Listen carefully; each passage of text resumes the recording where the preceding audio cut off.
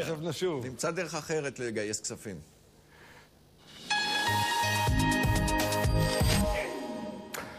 בניו יורק זה כבר הפך להיות פריט חובה אצל דיירי המגדלים, עכשיו זה מגיע גם אלינו. ערכת סנפלינג אישית, פיתוח ישראלי, שמותקנת בדירה בקלות, ומאפשרת לדיירים להיחלץ בקלות גם בשעת אסון, עד 300 מטר גובה. שלחנו את מעיין פרילוק למגדל בקריית מוצקין, שכחנו לשאול אם יש לה פחד גבהים. שלום גדי. אז מאיפה את נמלטת היום? אני לא נמלטת, אבל אנחנו נמצאים כאן בקומה האחרונה של בניין, קומה 15, עם סטארט-אפ ייחודי, סנפלינג מבניין. זה נועד, אתה יודע, במצב של שריפה, של אסון, כמו באסון התאומים למשל, פשוט כשאי אפשר להשתמש בחדר המדרגות, לאפשר לאנשים להימלט באמצעות סנפלינג למטה. ונמצא איתי כאן בעל הדירה, רוני, שידגים לנו איך העניין הזה עובד, וגם רפי שהוא הבעלים של החברה. מה קורה כאן? הוא אמור להיכנס ולרדת למטה? כן, פשוט. כמו שאנחנו רואים, יש מנגנון האטה שיודע להביא את המהירות של הגלישה למטר לשנייה. זאת אומרת שאם אנחנו נמצאים עכשיו בגובה של כ-50 מטר, 50 שניות אנחנו אמורים להגיע לקרקע. אז קדימה, בבקשה. אוקיי, גדי, אנחנו רואים כאן את רוני שהתנדב לעניין, מנסה להתחבר. זהו, זה מעורר אצלי את השאלה הקשה, למה בעצם הכתבת שלנו לא מדגימה בעצמה? כן. כמו שמקובל בדרך כלל. הכתבת היא קצת פחדנית, אתה יודע, גדי, היא לא הייתה בשייטת ולא כל כך מתורגלת בעניינים האלה.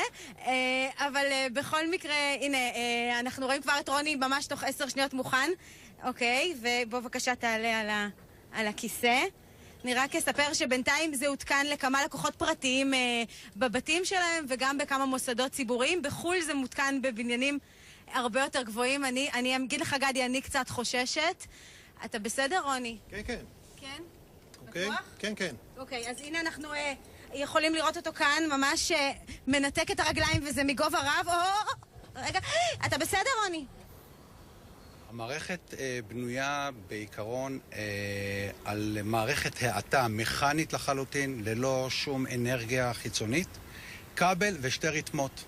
כאשר האדם הראשון גולש ומגיע לקרקע, הוא משחרר את הריתמה.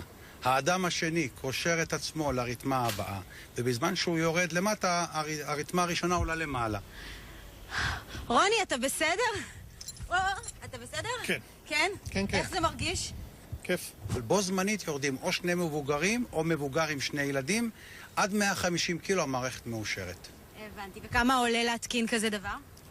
12,000 שקלים, כולל מע"מ. גדי, אתה יודע, אני לא ככה, היה לי אומץ, אבל כשאש חס וחלילה תהיה מאחוריי, אולי אני אצליח. תמיד הטריד אותי איך אני מסתלק מהבית אם קורה משהו.